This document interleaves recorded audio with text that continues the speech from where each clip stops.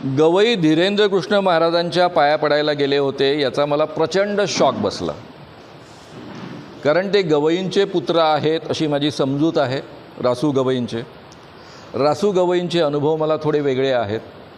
रासू गवई सगळ्यांना सोबत घेऊन चालायचं म्हणून ते करायचे, पण विक्तूबाबाचा सत्कार दीक्षाभूमीवर आयोजित केलेला होता आणि त्यावेळेस मी झेंडा उचलला आणि सगळ्या माझ्या दलित पत्रकार मित्रांना सोबत घेऊन झेंडा उचलला. त्यामध्ये जगन वंजारी होते, सिद्धार्थ सोनटक्के नावाचे पत्रकार होते आणि आम्ही जाहीर आवाहन केलं की तुम्ही जर विक्तूबाबाचा सत्कार बाबासाहेब आंबेडकरांच्या दीक्षाभूमीवर केला तर आम्ही तुमच्या विरुद्ध आंदोलन करू. त्यावेळेस त्यांनी तो इमिजिएट रद्द केला. त्यांनी प्रतिष्ठेचा मुद्दा केला नाही. हाही माझा एका बाजूनं अनुभव आहे.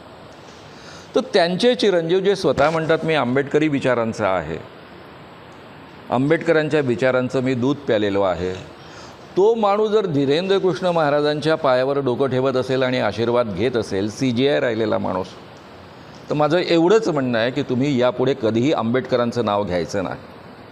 तो अधिकार तुम्ही गमावलेला आहे. तोंडातनं पुन्हा डॉक्टर बाबासाहेब आंबेडकरांचं नावच काढू नका. त्यांचा नाव घेण्याचा अधिकार तुम्ही पूर्णतः गमावलेला आहे. एवढंच फक्त या निमित्तानं मी म्हणेन. काल भूषण गवई यांनी बागेश्वर धामेत जाऊन दर्शन घेतलं. त्याच्यावरती श्याम मानवांनी अशी टीका केली आहे की भूषण गवईंनी याच्यापुढे बाबासाहेब आंबेडकरांचं नाव घेऊ नये. श्याम मानव कोण होता ते सांगणारे? त्यांना कोणी अधिकार दिला? ते थोडे सर्टिफिकेट वाटणार आहेत.